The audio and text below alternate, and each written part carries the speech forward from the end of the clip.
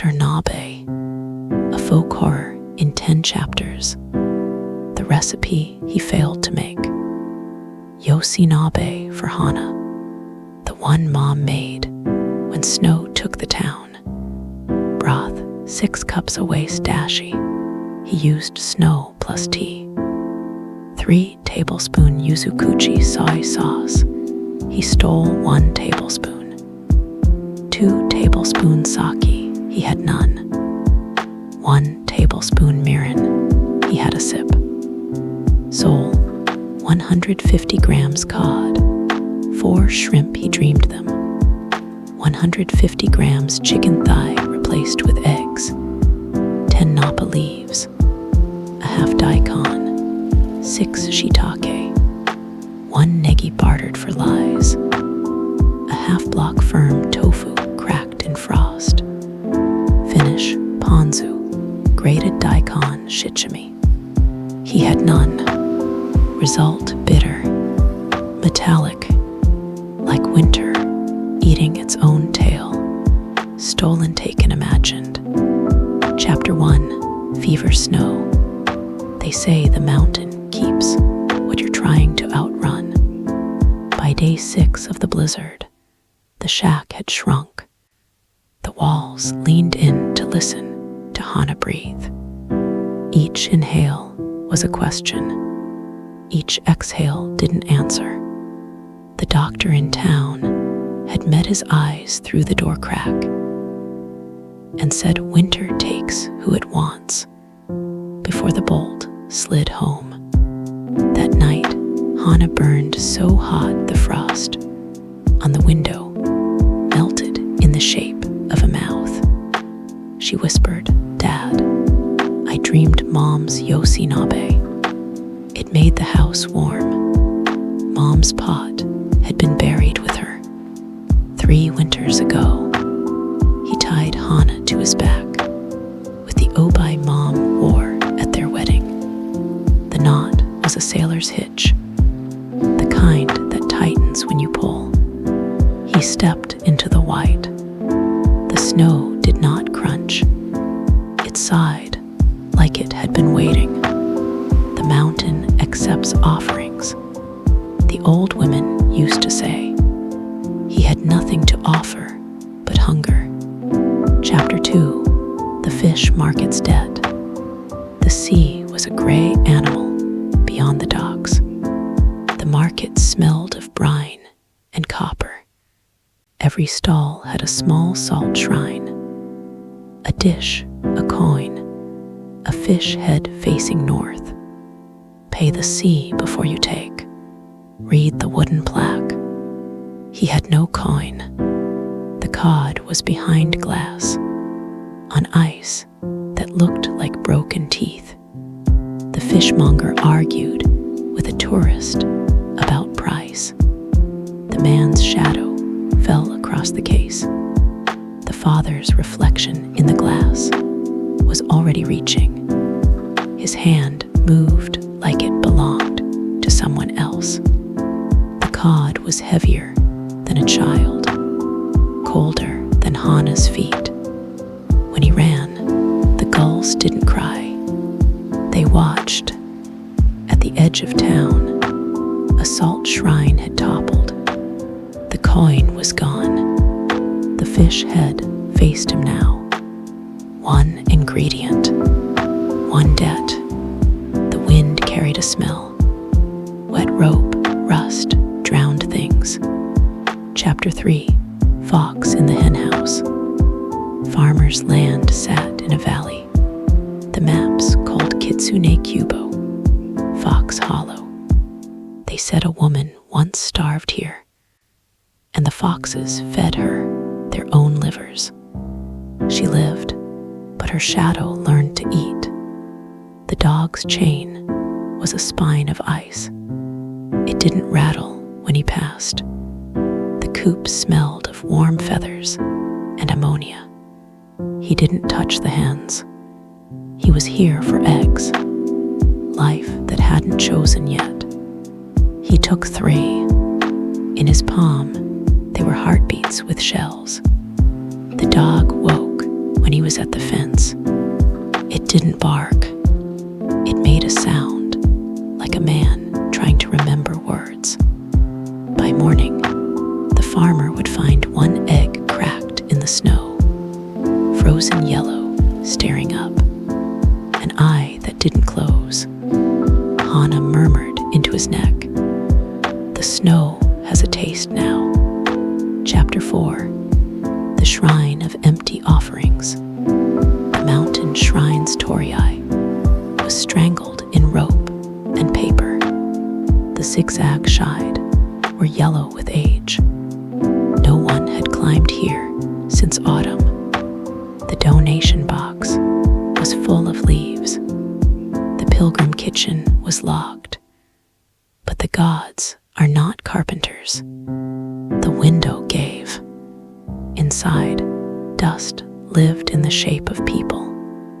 On the shelf, Mirin saw a bottle of sake with a crane on the label.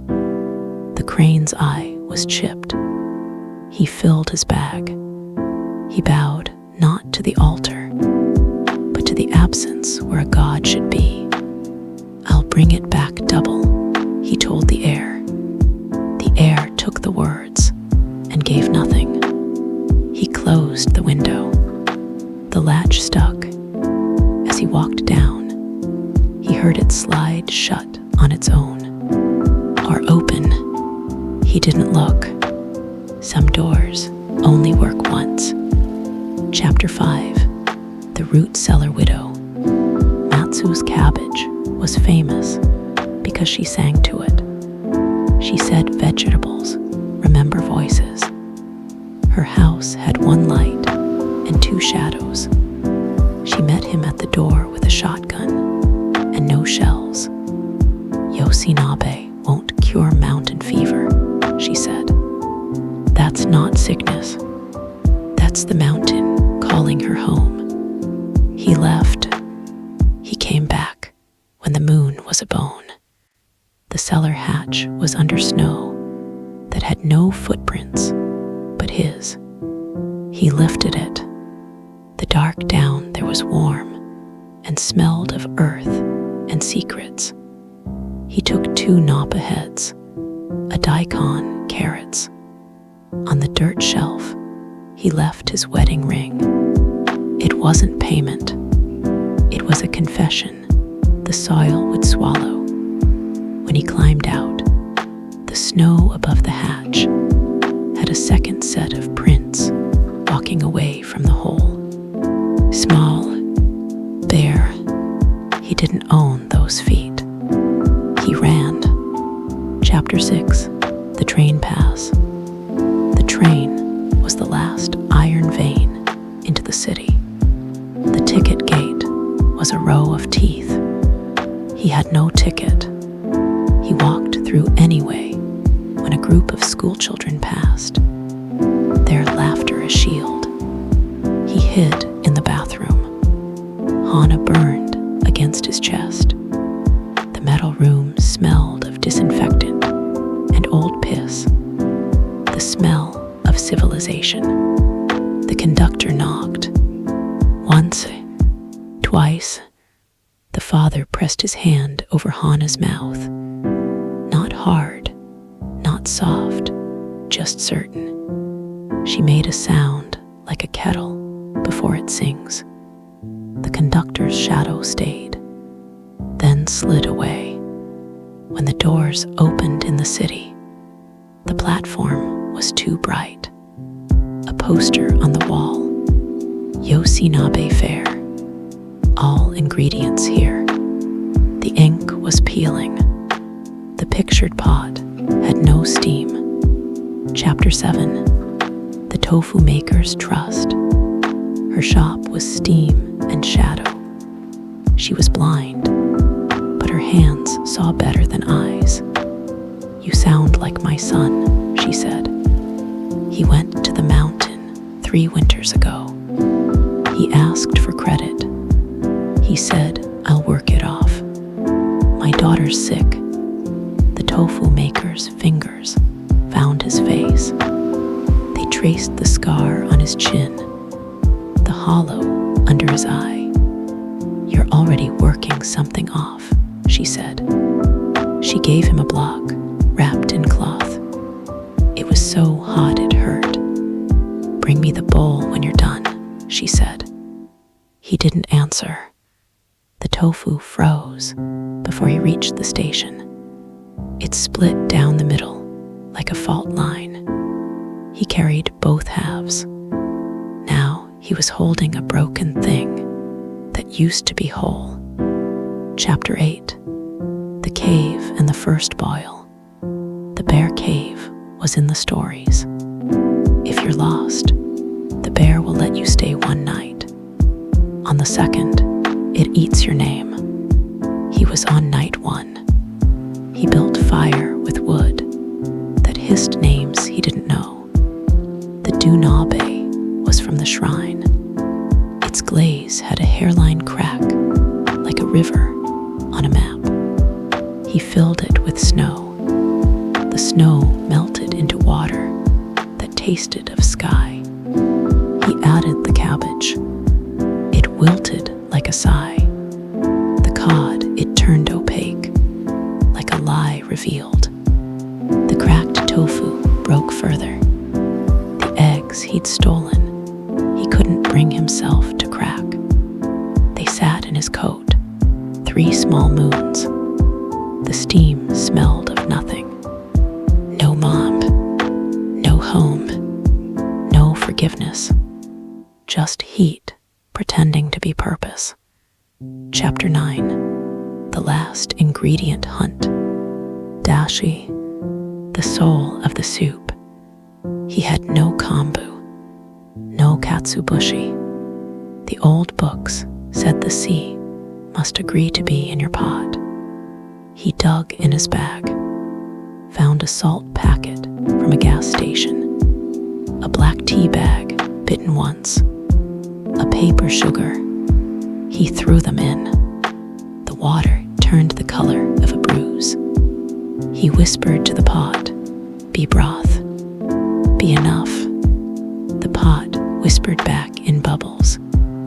It sounded like laughter or drowning. He tasted it.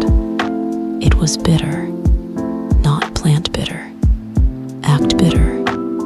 It tasted like the fishmonger's shadow, like the dog's broken bark, like the tofu maker's trust cooling in his hands. It tasted like a man eating himself. Chapter 10. Bitter like his deeds. He woke Hana. Her eyes were glass. He cooled a spoonful on his breath. It still steamed. He touched it to her lips. She sipped. She swallowed. She looked at him, really looked, for the first time in days. Her face worked. Not a cry, not a smile. Recognition. "Dad," she said, voice clear as ice. "It tastes like the cold part of winter, the part before you die." He took a spoonful. It was worse in his mouth than in his head. Every theft had a flavor. Every lie had an aftertaste. The cod was the market. The cabbage was Matsu's cellar. The tea was his own cowardice. Hana's fever didn't break. She turned her face into his chest and slept. Or something like sleep. The pot was still full. The fire died like it had been holding its breath. Outside, the blizzard sealed the cave mouth with new snow. No tracks in, no tracks out. He held the bowl the tofu maker gave him. Empty. He couldn't bring it back. He couldn't fill it. The mountain had taken his offering after all. Not Hana. Him. The Nabe sat, uneaten. In the morning, it would be a block of ice, and it would still taste like what he'd done.